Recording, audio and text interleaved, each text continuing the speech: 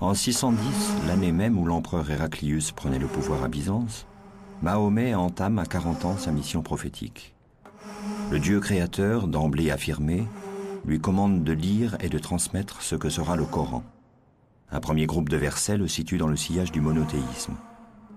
En 23 ans de révélation, Allah lui ordonnera de guider, de rassembler les siens, d'inspirer une éthique, puis une législation pour la cité nouvelle.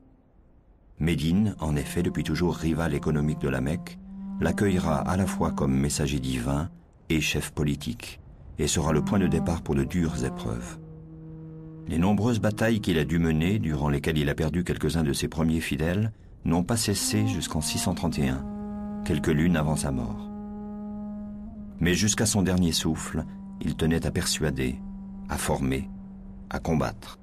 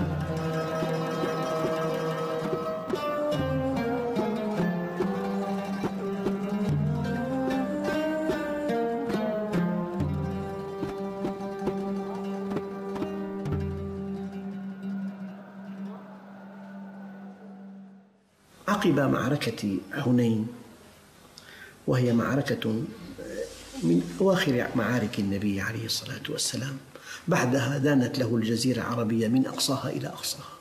جاءه صحابي جليل اسمه سعد بن عبادة، قال: يا رسول الله، إن قومي وجدوا عليك في أنفسهم. ووزع الغنائم بحكمة بالغة، لكنه لم يعطي الأنصار شيئا. فقال: يا سعد، أين أنت من قومك؟ قال: ما أنا إلا من قومي. فقال: اجمع لي قومك. فجمعهم، بدأ بتذكيرهم بفضلهم عليه. قال: أما إنكم لو شئتم لقلتم فلصدقتم ولصدقتم به.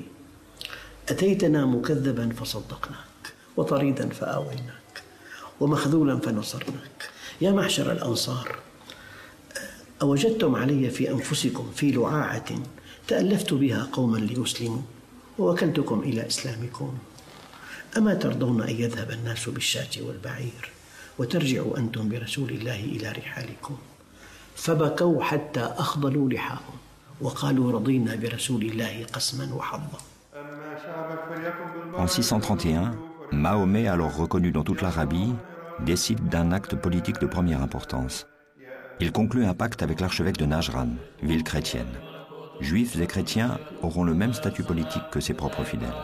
Seulement, à la place de la zakat, aumône obligatoire pour les musulmans, ils paieront un impôt profane, la jizya. Le prophète peut alors autoriser la célébration d'une messe dans sa mosquée.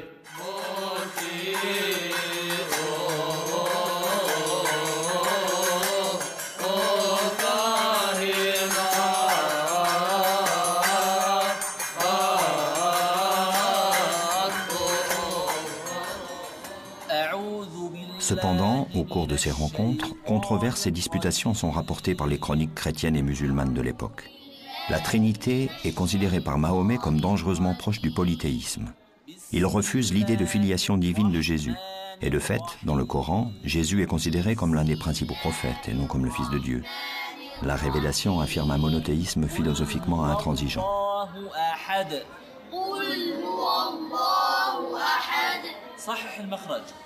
قل هو الله أحد. قل هو الله أحد.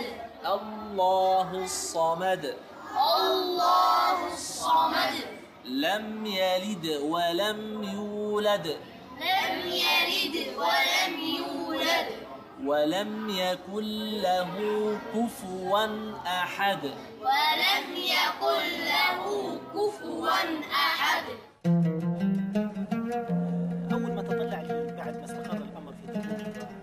De toutes parts arrivent à Mahomet des délégations qui lui font allégeance. Certains se hâtent d'exprimer leur foi en l'islam, d'autres s'y refusent. عشان هيك جهز جيش وأراد غزو مدينة أيلة، وكان يومها ملك أيلة أسقف يسمى يوحنا بن رؤبة. لكن أحد الصحابة وهو حرملة وكان صديق ليوحنا، وكان كثير ما يمر عليه ويجلس عنده ويبيت عنده أثناء تجارته، شفع لأهل أيلة وقال: يا رسول الله، ابعث لأهل أيلة كما بعثت إلى غيرهم لعلهم يجيبوك ولا تغزوهم. فقبل الرسول صلى الله عليه وسلم شفاعته وأرسله لرؤبة، وأرسل معه 5 من أصحابه وبعث معهم رسالة. ما أن وصل الوفد إلى أيلة حتى استقبلهم يوحنا وأكرمهم وكساهم وأطعمهم. جمع كل هؤلاء الأمراء وذهب بموكب كبير إلى الرسول صلى الله عليه وسلم، واستقبله الرسول في تبوك وأنزله في خيمة بلال بن رباح الذي كان بمثابة رئيس التشريفات عند الرسول صلى الله عليه وسلم، وكان يخدم أضياف الرسول صلى الله عليه وسلم. وفي هذه الفترة كان يوحنا بن رؤبة ليس فقط ملكا، ولكن كان ملكا وأسقفا، وكان متمسك بنصرانيته، ولذلك رفض دخول الإسلام وبقي ووافق على الجزية. En 632, Mahomet, sentant la mort venir lors d'un dernier pèlerinage à la Mecque, s'appuyant sur un compagnon et d'une voix relayée de proche en proche, après avoir passé en revue sa vie parmi les siens, déclare « J'en jure par Dieu, quand bien même je mentirais aux autres, à vous jamais je ne mentirai. Tel éclaireur ne saurait au sien mentir. » Il achève par un rappel de toutes les désapprobations divines, du meurtre, de l'injustice, du mensonge, et à chaque énoncé d'un principe éthique, il répète invariablement « Dieu, ai-je bien transmis ?» Le cœur répond « Oui, envoyé de Dieu ». Et Mahomet de poursuivre « Alors mon Dieu, sois en témoin ». Quelques jours plus tard, il recevra sa dernière révélation, où Dieu, dit-il, lui annonce sa propre mort. « Voici qu'il est arrivé parmi vous un messager, issu de vous autres. Lourde était sa peine quand des épreuves vous atteignaient, affectueux et clément pour tous les croyants. » Sourate 9, verset 129. Il y a une question très intéressante dans la pensée prophétique mohamédienne. C'est le prophète en personne qui a déclaré de son vivant, et juste avant de mourir, que la prophétie a pris fin. C'est ce qu'on a appelé le discours d'adieu.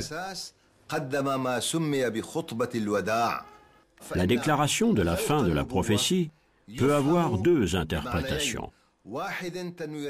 La première est celle des Lumières, de la raison, qui insiste sur le fait que la prophétie a cédé la place à la raison et que l'humanité est entrée dans sa période de maturité, que toutes les prophéties ont pris fin et l'ère de la raison humaine a débuté. La deuxième interprétation est celle qui considère la fin de la prophétie comme une fin sémantique, c'est-à-dire que les ancêtres du temps du prophète et de la prophétie n'ont rien laissé à ceux qui leur ont succédé et que l'humanité restera toujours dépendante de cette prophétie reçue au 7e siècle. Ces 2 interprétations sont toujours d'actualité. On peut les apercevoir à travers les événements que vivent le monde arabe et le monde islamique en général.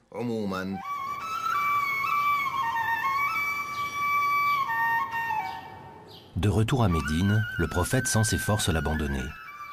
Un matin, il exprime à ses compagnons le désir d'aller au cimetière saluer ceux qui sont tombés pour l'islam. Puis il se rend chez lui auprès d'Aïcha et il dit: « Qu'on m'apporte de quoi vous doter d'un écrit qui, si vous le suivez, vous prémunira de l'égarement. » Une querelle éclate alors. Abou Bakr et Omar disent: « Que lui arrive-t-il? Est-ce le délire ?» Ils pensent qu'il ne parle ainsi que sous l'emprise de la douleur et qu'avec le livre de Dieu, nul besoin d'un autre écrit. Par contre, Ibn Abbas, cousin de Mahomet et futur allié d'Ali, demande qu'on apporte de quoi recueillir le testament du prophète. La discussion prend une telle ampleur que l'envoyé de Dieu, excédé, leur demande de se retirer.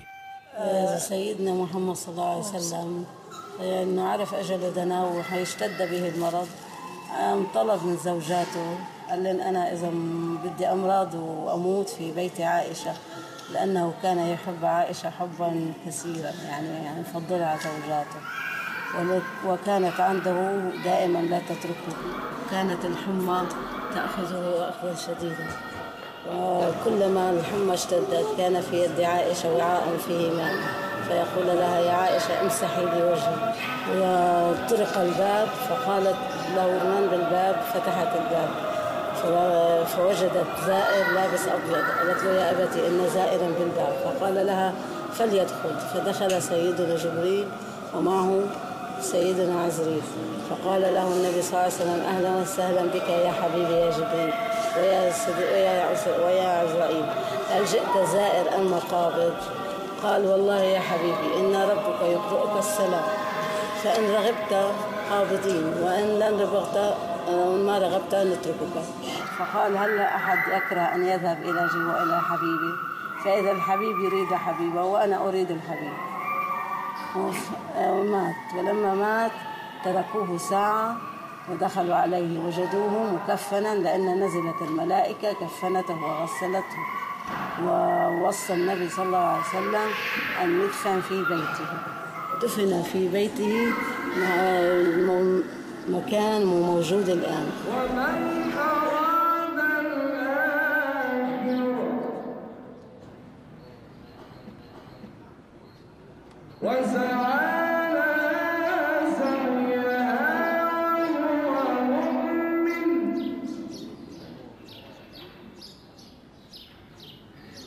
فأولئك كان سعيهم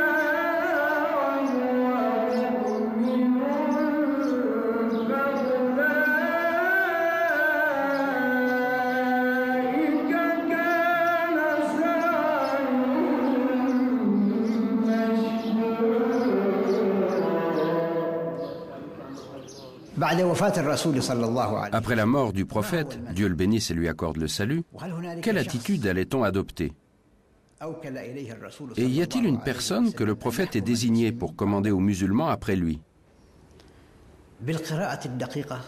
Au sens étroit du terme, il est clair qu'il n'y avait pas une personne en particulier qui aurait pu être véritablement le successeur du prophète.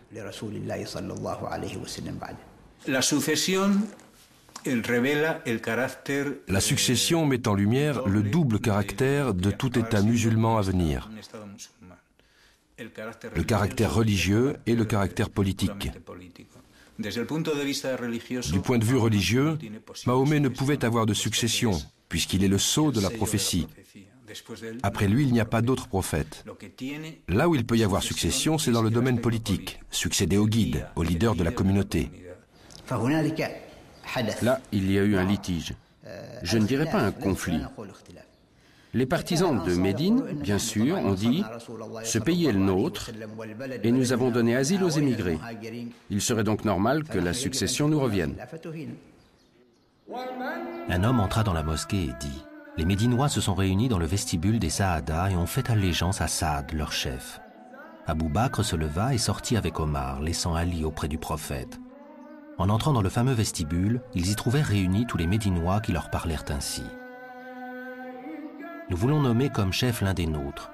Choisissez-en un parmi vous, un prince, et de cette manière tout le monde sera content. » Abou Bakr prit la parole. Et après avoir cité tous les versets du Coran faisant l'éloge des Médinois, il ajouta « Mais vous savez que le prophète a dit « La fonction de présider appartient aux Mécois Koraïchites. » Les partisans médinois s'écrièrent « S'il faut absolument un Koraïchite, nous désignerons Ali, le gendre du prophète. C'est le plus renommé d'entre les Koraïchites. » Mais Omar dit alors à Abou Bakr « Étends la main et reçois notre serment, car tu es un respectable Koraïchite et le plus digne. » Et Omar lui prêta serment. Alors les Médinois, honteux de leur résistance, se précipitèrent vers Abou Bakr et prêtèrent devant lui le serment d'allégeance. Mais ce qu'on peut dire à propos de cette réunion, c'est qu'elle marquait le début du conflit qui allait traverser l'État arabe médiéval. un conflit politique et culturel. Ce conflit devrait nous permettre de découvrir les prémices des différents schismes religieux et intellectuels. Ces courants ne sont qu'une réaction à ce qui s'est passé pendant cette réunion du vestibule. Et nous allons constater que cet état de fait va se refléter dans la lecture du texte coranique même. Lorsque la nouvelle se répandit à Médine, Abu Sufyan, l'ancien chef des Koraïchites païens, converti lors de la prise de la Mecque, dit à Ali: « Pourquoi abandonnes-tu le pouvoir à Abu Bakr, qui est du clan le plus insignifiant d'entre les Koraïchites? Quant à moi, je n'y consens pas. » Ali répliqua: « Il y a longtemps que tu es l'ennemi de l'islam. » Abu Bakr, informé du propos d'Abu Sufyan, fit appeler le fils aîné de celui-ci et lui confia le gouvernement de la province de Syrie. Apprenant la promotion de son fils, Abu Sufyan vint le soir même faire allégeance au premier calife. Le corps du prophète gisait abandonné dans sa maison. Occupé à cette affaire de succession, personne ne songeait à son enterrement.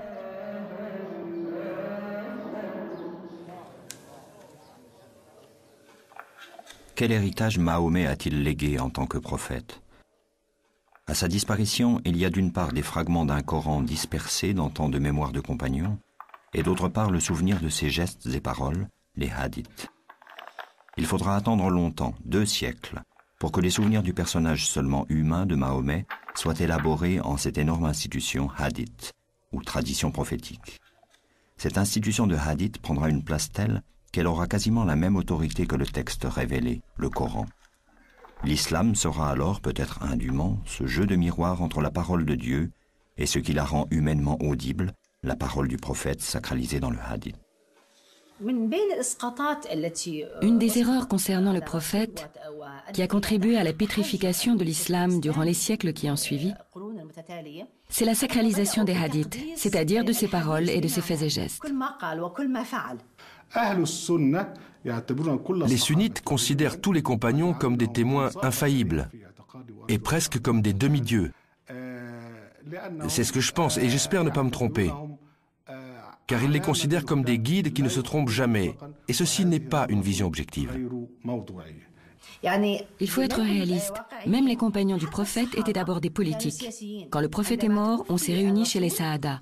Et ceux qui étaient chez le prophète et qui ont entendu parler de cette réunion s'y sont précipités. On dit que le prophète n'a été enterré que 3 jours après sa mort. C'est historique. Donc la vision objective, c'est celle du Coran qui considère les compagnons comme des êtres humains qui peuvent commettre ou non des erreurs et que Dieu jugera. Donc les politiques se partageaient le pouvoir et luttaient pour l'avoir. C'est dans ce contexte que des hadiths ont été rajoutés, qui donnent un caractère surhumain à un simple individu qui disait « Je ne suis qu'un homme ». La tradition insiste sur le fait que Mahomet distinguait bien, quand il parlait, l'ordre du révélé et les paroles qui étaient les siennes en tant qu'homme. Il interdisait que celles-ci soient d'une manière ou d'une autre consignées. Pourtant, beaucoup plus tard, à la lumière de cette affaire de succession, un hadith va opérer comme un symbole et devenir une jurisprudence politique. بقول لكم قصة صغيرة حدثت مع السيدة فاطمة بنت رسول الله عليه الصلاة والسلام مع سيدنا أبو بكر اللي هو الخليفة الأول من خلفاء الرسول عليه الصلاة والسلام. القصة إنه المسلمين كانت غنائمهم كبيرة كتير من خيبر، وكان الرسول عليه الصلاة والسلام له حصة من هي الغنائم اللي هي كانت أرض فدك، وأرض فدك معروف إنه هي أرض خصبة فيها أشجار مثمرة وما إلى ذلك. فبعد وفاة الرسول عليه الصلاة والسلام راحت السيدة فاطمة إلى أبو بكر الصديق باعتباره الخليفة الأول لرسول الله وبإيده أمر المسلمين كلهم. شو قالت له؟ طالبت بحصتها من ماذا؟ من أراضي خيبر أو من ميراث والدها. فذهبت إلى سيدنا أبو بكر وطالبت بذلك. لكن أبو بكر شو قال لها؟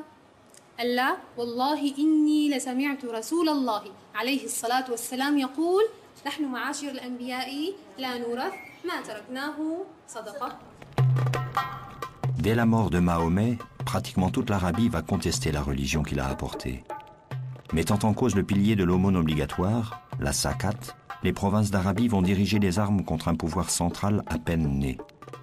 Ce violent reniement, dont l'un était dirigé par une femme prophétesse, Soujah, va être vigoureusement réprimé par le premier calife Abou Bakr. Telle sera la seule réalisation de son court mandat, qui aura duré 20 mois. Les Koraïchites ont été à l'avant-garde pour réprimer la rébellion qui a éclaté à la mort du prophète. Après le retour des rebelles à l'islam, on a décidé qu'il serait mieux d'orienter le potentiel guerrier de ces gens vers l'extérieur des frontières. Autrement, ils ne tarderaient pas à reprendre les armes à l'intérieur. De là est venue l'idée des conquêtes. Les commandants de ces armées étaient de la tribu des Koraïchites, les nouveaux convertis. Et la plupart des soldats étaient ces nomades qui avaient participé à cette rébellion. Il va de soi que lorsqu'une nation est occupée à faire des conquêtes, elle en vient à oublier ses querelles internes. En politique, c'est connu. Lorsqu'un État ou une organisation, quel qu'il soit, doivent affronter un péril extérieur, l'union se fait à l'intérieur.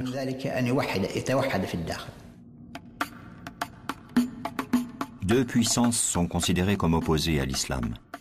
La Byzance chrétienne trinitaire et la Perse zoroastrienne. Face à ces deux adversaires, les musulmans vont donner un autre sens à la notion de djihad. Jusque-là, notion générale qui désignait dans le Coran et pour Mahomet n'importe quel combat contre le mal, que ce mal soit en soi-même ou partout autour de soi. Vers 637, après avoir conquis l'empire perse chancelant, Omar, au nom de ce même djihad élargi, affrontera Constantinople. Quant au fait que l'islam se soit répandu par la force, si nous cherchons dans le Coran pour voir si l'islam ordonne l'utilisation de la force, dans les versets du Coran et la Sunna, la tradition du prophète, nous voyons bien qu'il n'y a aucune obligation à se convertir à l'islam. Aucune contrainte. Quand le Coran parle des objectifs du combat, il dit « Combattez dans la voie de Dieu contre ceux qui vous feront la guerre.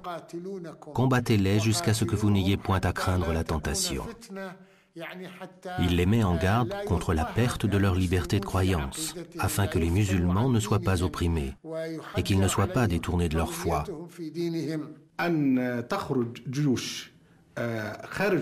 Mais lorsque les musulmans sortent de leurs frontières et donnent à choisir entre la conversion, le paiement d'une dîme ou le combat, cela n'a rien à voir avec la législation coranique.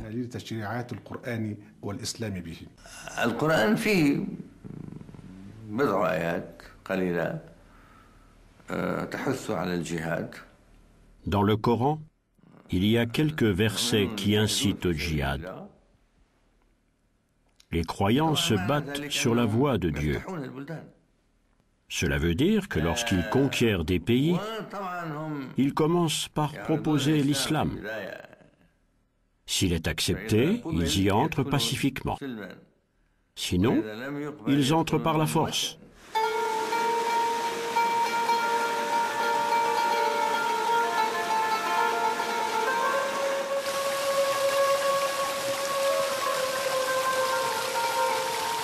Les incroyants n'ont-ils pas vu que les cieux et la terre étaient cousus, et que nous les avons décousus, que de l'eau nous avons donné vie à toute chose?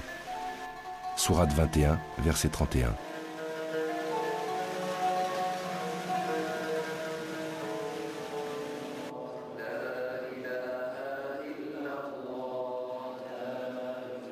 Omar fonde l'administration à l'image d'un véritable État. Il institue une fiscalité, devient un mythe de la justice directement rendu par le chef. Après 10 ans de califat, Omar mourra assassiné par un esclave tueur à gages. Si le Coran a recommandé la consultation générale, Shura, dans tout ce qui concerne les affaires publiques, y compris la désignation du pouvoir suprême, Omar a laissé un testament politique désignant seulement 5 notables qui nommeront son successeur, le 3e calife Othman.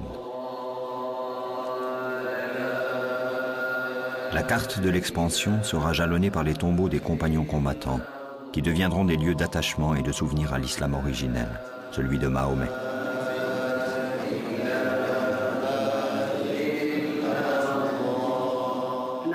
مقام صحابة رسول الله صلى الله عليه وسلم هذا رفاعة بن منذر ولقبوه بأبو لبابة، وهذا صحابي من المقربين مع سيدنا محمد نبينا. ما خرج مع النبي للجهاد في غزوة بدر، ثم رد من ثنية قال يا أبو لبابة أرجع للمدينة أهنيني عليها، خاف يرجع عليها عدو ولا حاجة من بعدي. قال يا رسول الله ما تحرمنيش من أهل بدر. قال فلك أجر أهل بدر ولك أجر الخلافة. بعد هذا تحل الفتح تاع أفريقيا في أيام سيدنا عثمان. هي أفريقيا مجاهد متطوع مع الأولاد أصغر منها مع الجيش، ولا وقتها هو عمره تقريبا 75 عام. وانا صرت مرضى من قريب القابس هني يقول بطراح، يقول في مطرح وادي الغيلان، توفى ثم. جابوه القابس هني للظهرة هذه، كانت البقعة هذه فارغة، دفنوه هذه يقول لها ظهرة الصويدة.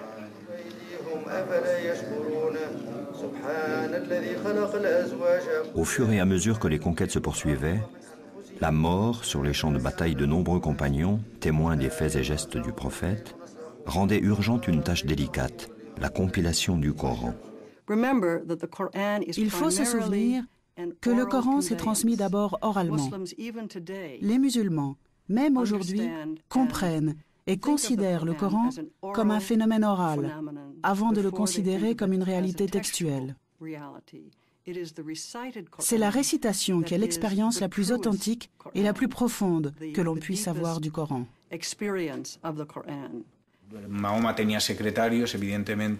Mahomet avait des secrétaires, bien évidemment. Il leur répétait la révélation qui était alors transcrite sur les matériaux qu'il trouvait à portée de main. Mais il n'y avait pas de véritable ordonnancement. Il y avait des lectures, mais c'était surtout une tradition orale. Les fidèles de la première heure apprenaient et connaissaient par cœur le Coran. Le souci de rassembler ces fragments épars du Coran originel dicté par le prophète a sans doute été celui d'Abou Bakr, puis d'Omar. Ils ont certainement l'un et l'autre tenté d'en faire un recueil. Mais ni l'un ni l'autre n'ont eu l'intention de réaliser une structure organisée de sourates. En ce qui me concerne, je suis persuadé que le Coran était à cette époque-là dans l'ordre qu'on lui connaît actuellement pour ce qui est de l'enchaînement des versets dans chaque chapitre. Et je ne crois pas qu'il y ait certains versets qui ne figuraient pas encore dans certains chapitres. Je crois donc que le Coran était là en entier, sauf que les sourates étaient dispersées. Là une sourate, là 2 sourates, là 10.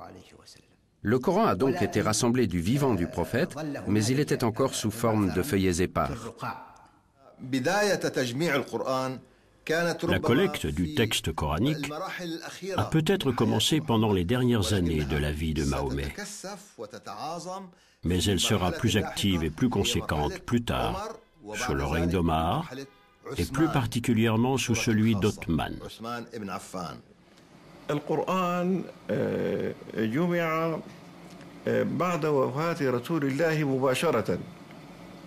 Le texte du Coran a été rassemblé juste après la mort du prophète. En effet, lors de la rébellion de certaines tribus arabes, de nombreux compagnons qui avaient mémorisé le Coran étaient tombés en combattant, en martyrs. On craignit donc que la perte de ces mémoires vivantes n'entraîne la perte d'une partie du Coran.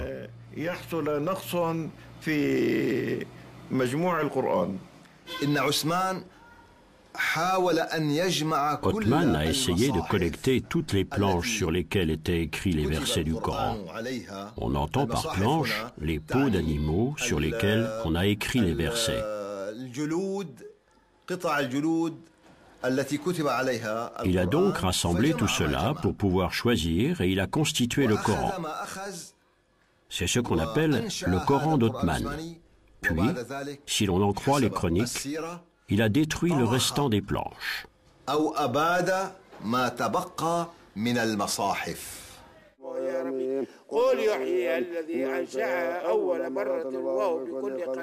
Le compagnon Hudhaïfa combattait aux confins de l'Arménie. Revenu de l'expédition, il se précipita dans la maison du califat sans même, disent les chroniques, avoir pris le temps de rentrer chez lui. Il tint au calife ce langage. « Accours au secours de cette nation avant qu'elle ne périsse. » Et de quoi serait-elle menacée demanda Othman. Il s'agit du livre de Dieu. J'ai participé à l'expédition d'Arménie qui a rassemblé des combattants venus d'Irak, de Syrie et du Hidjaz. Et j'ai vu les hommes s'affronter. J'en ai entendu qui s'accusaient d'apostasie. Nous allons droit, j'en ai peur, à un désaccord au sujet de notre livre comme celui que juifs et chrétiens connaissent au sujet des leurs.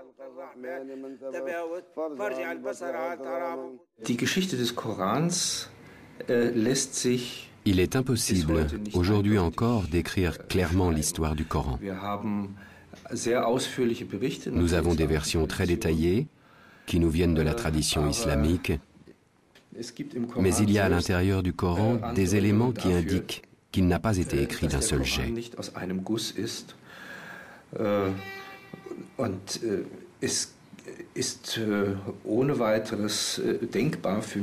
Pour moi, il est imaginable, ou en tout cas très plausible, que le Coran ait continué à se développer, même après la mort du prophète.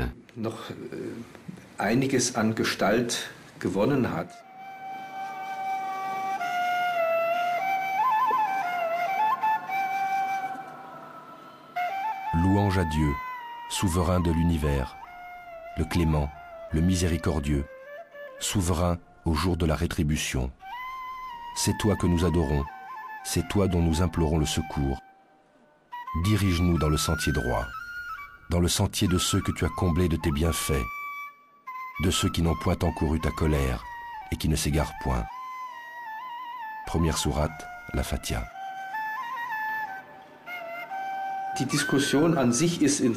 La discussion sur la première sourate est en soi intéressante. Lorsqu'on regarde plus précisément, on voit que c'est comme une prière. Elle est complètement différente du reste du Coran, d'un point de vue littéraire.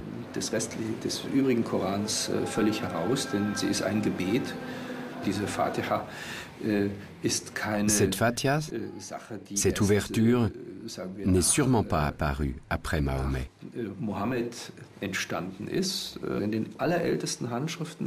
Mais elle s'appelle Fatiha el-Kitab, comme si elle était l'introduction du livre. Ce qui ne veut pas forcément dire que c'est la première sourate du livre, mais plutôt le chapitre d'invitation. C'est la raison pour laquelle on dit Kitab. Il s'agit de l'introduction au Coran.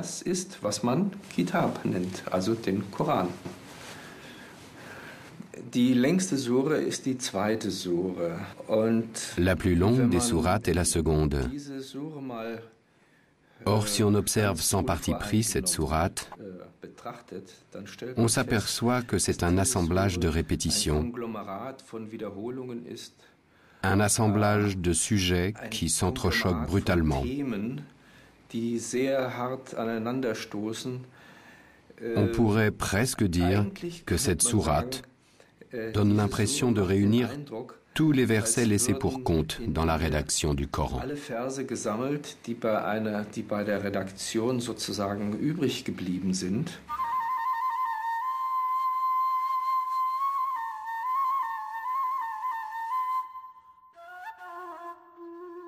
L'entreprise de Othman de faire une entité structurée à partir des fragments et des groupes de versets reçus par Mahomet pendant 23 ans de prophétie peut paraître aujourd'hui assez complexe.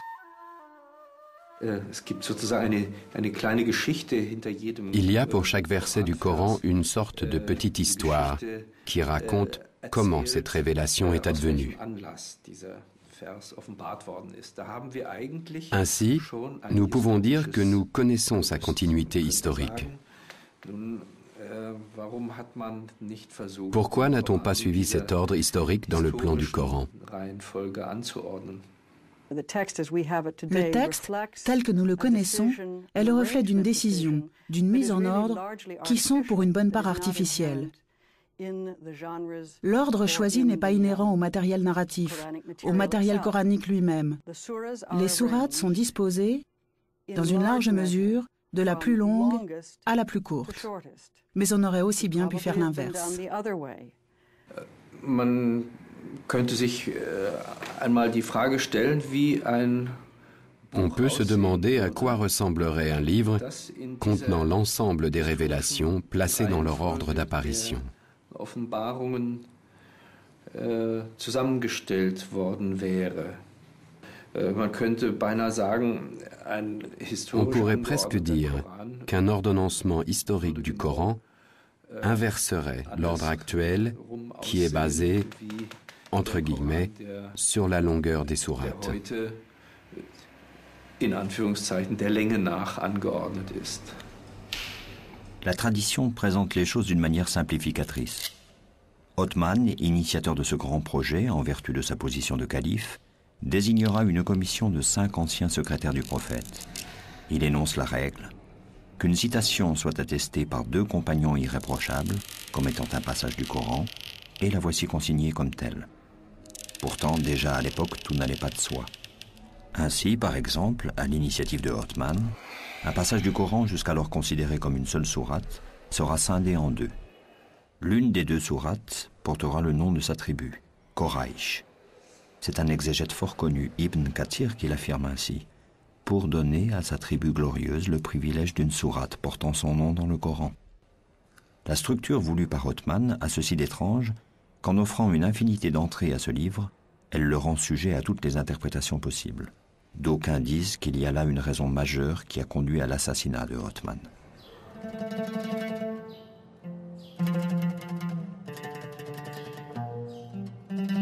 Pour enterrer Othman, on le porta sur le battant d'une porte, de sorte qu'on entendait sa tête cogner contre le bois. On le déposa, et tandis que l'on procédait au rite mortuaire, un groupe de Médinois vint leur dire « Non, nous en jurons par Dieu, vous n'allez pas célébrer pour lui la prière des morts. » Un homme dans le cortège dit « Ainsi vous voulez nous empêcher de célébrer une prière pour lui? Eh bien Dieu et ses anges ont déjà béni son âme. » Ses compagnons conseillèrent à cet homme de s'en tenir là et de se taire. Il obéit. Ils reprirent la dépouille et repartirent en courant. Ils arrivèrent à l'orée du cimetière des croyants.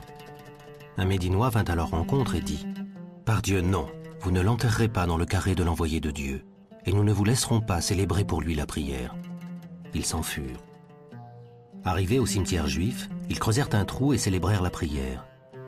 Quand ils précipitèrent le corps d'Othman dans le trou, sa fille se mit à hurler. Un des présents lui dit « Dieu m'en est témoin, si tu n'arrêtes pas, je te couperai ce qui te sert à porter les yeux. » Ils l'enterrèrent sans mettre de pierre, se contentant de recouvrir le corps de terre. L'écriture arabe procédait du nabatéen, qui ne traçait que les consonnes, dont plusieurs avaient la même graphie. C'est en cet état que les premières copies du Coran nous sont parvenues. Un même mot pouvait donc avoir plusieurs sens.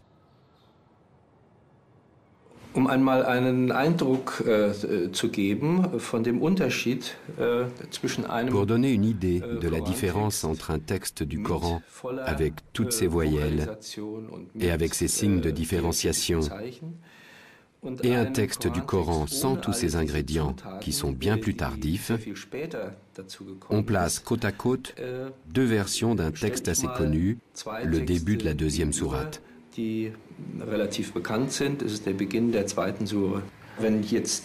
quelqu'un voulait se cantonner à l'étude de la tradition écrite, on pourrait lire ce texte arabe ainsi.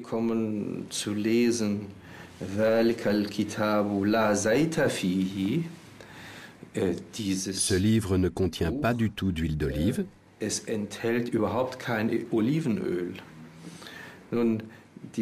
Ou encore, ce livre ne contient pas le moindre doute. Si on n'a qu'une connaissance théorique, on lira ce livre ne contient pas du tout d'huile d'olive. Il faut donc connaître la tradition orale pour pouvoir le lire avec certitude. Mais il y a aussi des cas où la tradition orale n'a visiblement pas suffi. Et on trouve, à certains endroits, des interprétations extrêmement différentes du texte fondateur de l'islam.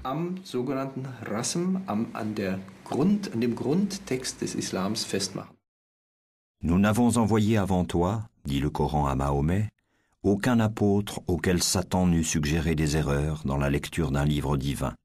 Mais Dieu abroge ce que Satan suggère et affermit le sens de ses signes. Sourate 22, verset 51. En plus des difficultés de déchiffrement, voici qu'apparaît dans le Coran la notion de l'abrogation. Ainsi les fameux versets sataniques qui ont bien été transmis, même dans leur version intégrale, et qui ont été tout de suite après retirés du Coran.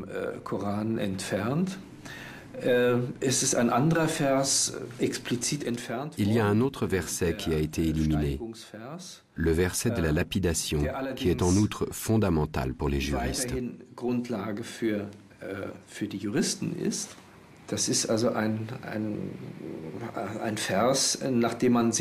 C'est un verset sur lequel on a fondé une pratique juridique.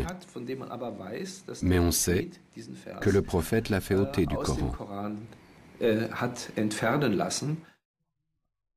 Le vieux et la vieille adultère, lapidez-les jusqu'à ce que mort s'en suive. Tel est le châtiment que Dieu leur réserve. Verset retiré du Coran.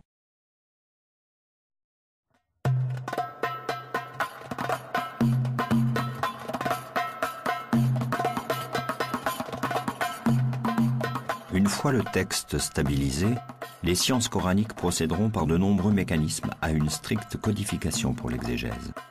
Le mécanisme le plus complexe est celui de l'abrogation. Un verset peut annuler l'autorité d'un autre du même thème, du seul fait qu'il ait été révélé après. Par exemple, le verset 260 de la sourate 2 dit « Nulle contrainte en religion, voici que la raison émerge de l'égarement ». La portée de ce verset, quand il s'agit de justifier une guerre idéologique, est limitée, voire totalement annulée, en référence à un verset plus tardif, désigné par les exégètes comme étant le verset du glaive.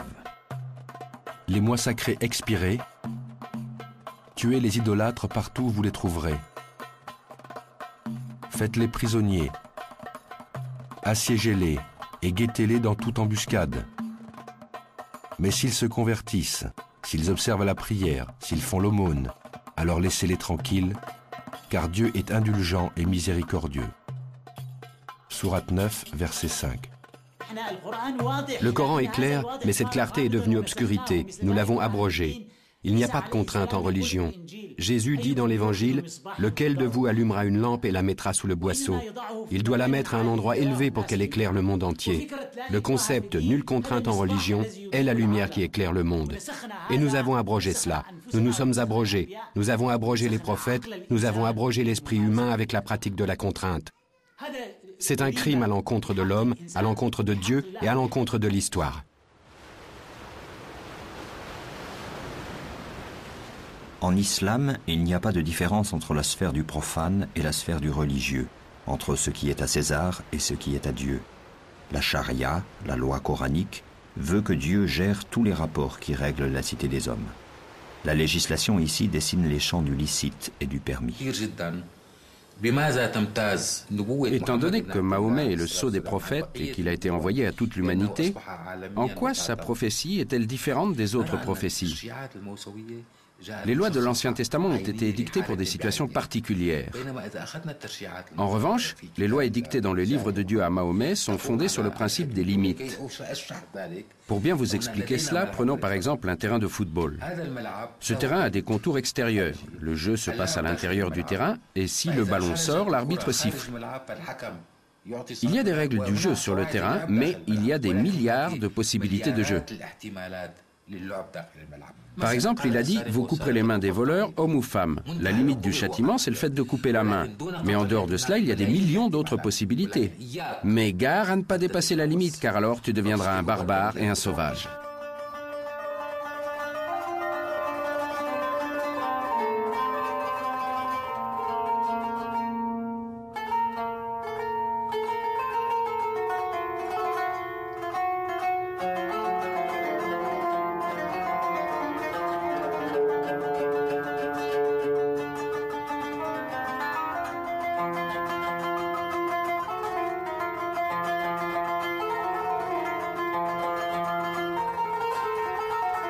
Nulle bestiole et nul volatile qui ne forme comme vous des nations. Nous n'avons rien omis dans le livre. Sourate 6, verset 38.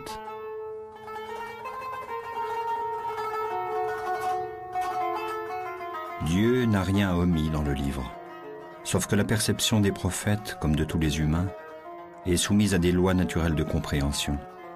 Et c'est là que peuvent apparaître l'erreur, l'illusion et l'équivoque. Comme il est dit dans la sourate 3, verset 5, c'est lui qui t'a envoyé le livre. Parmi les versets qui le composent, les uns sont explicites, ce sont la matrice du livre, les autres sont équivoques.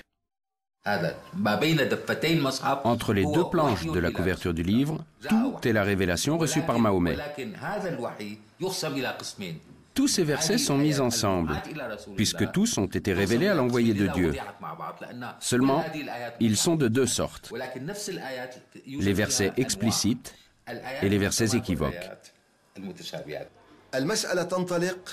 Le Coran, dans un verset, insiste sur le fait qu'il y a des versets équivoques, c'est-à-dire ambigus, et des versets dont l'énoncé est clair et le sens absolu.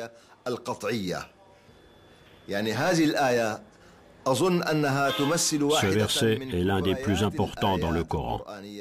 Et il a ouvert une porte que plus personne ne peut fermer à une lecture ouverte du texte coranique.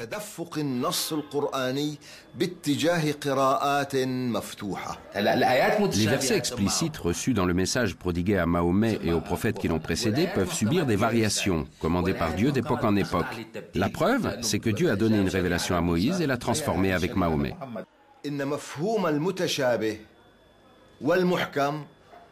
Le Coran ne désigne pas explicitement quels versets sont équivoques et quels versets sont explicites.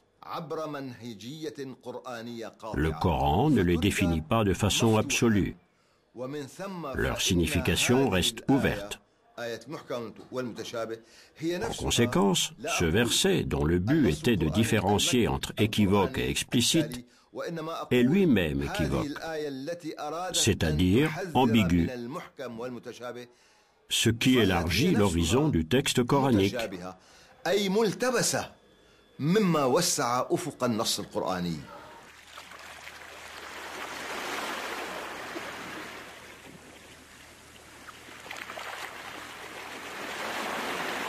Si la mer se changeait en encre pour écrire les paroles de Dieu, la mer s'épuiserait avant que ne s'épuise la parole de Dieu, quand bien même nous la remplirions une autre fois.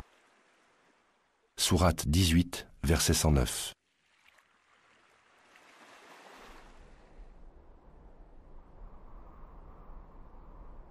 En 656, après la mort de Othman, de très nombreux points de fuite vont se dessiner à l'occasion de la Fetna, la sanglante guerre civile du début de l'islam.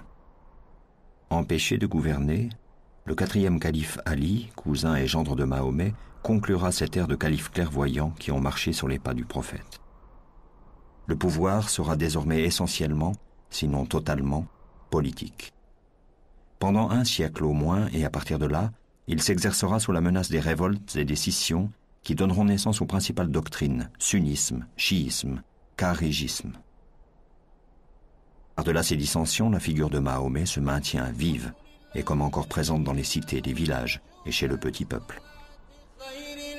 Portrait du prophète, d'après Tabari. Il était de taille moyenne, ni très grand, ni très petit. Son teint était d'un blanc rosé, ses yeux étaient noirs. Les cheveux de sa tête étaient longs et lui allaient jusqu'aux épaules, ils étaient noirs. Sa barbe qui entourait tout son visage était bien fournie. Son nez était droit, ses dents écartées. Son cou était blanc, son dos était charnu et robuste. Entre les deux épaules, il avait une excroissance de la grandeur d'un dirham, entouré de poils non clairsemés, mais touffus. Au fil des siècles, l'islam de Mahomet ira à la rencontre des peuples du monde. De l'Espagne à l'Inde, de Byzance au Maghreb, de la Perse aux profondeurs de l'Afrique et de l'Asie. C'est toute une civilisation riche de savoir, de science, de culture et de spiritualité qui se bâtit. Aujourd'hui, plus d'1 milliard d'hommes et de femmes se réclament d'un même livre, le Coran, d'un même prophète, Mahomet, et d'un Dieu unique qu'ils partagent dans le message de Moïse et de Jésus. au-delà des conflits et de l'ignorance, avec d'autres femmes et d'autres hommes.